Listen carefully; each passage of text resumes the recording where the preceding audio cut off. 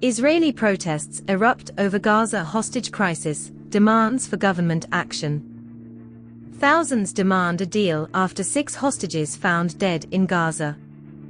Israel is witnessing massive protests after the Israeli Defense Forces announced the tragic discovery of 6 hostages' bodies in Gaza.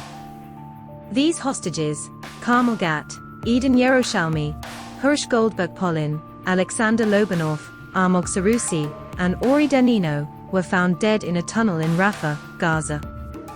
They had been kidnapped by Hamas militants during the October 7th attack and have been held captive ever since. In response to this devastating news, thousands of Israelis have taken to the streets in Tel Aviv, Jerusalem, and other major cities. They are demanding that Prime Minister Benjamin Netanyahu and his government reach a ceasefire deal with Hamas to secure the safe return of all remaining hostages.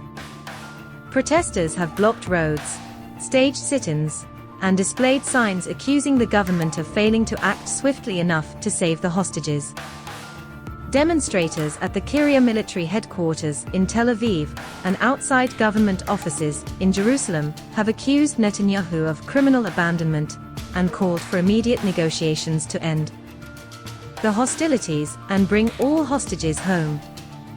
This growing unrest comes at a time of intense conflict between Israel and Hamas, further complicating the situation.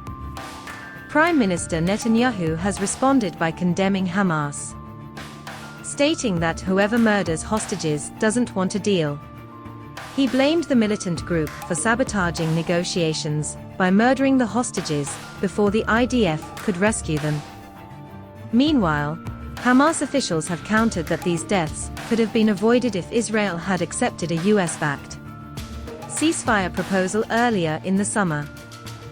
With tension mounting on both sides, the question remains: will Israel and Hamas find a way to negotiate peace, or will the situation escalate further?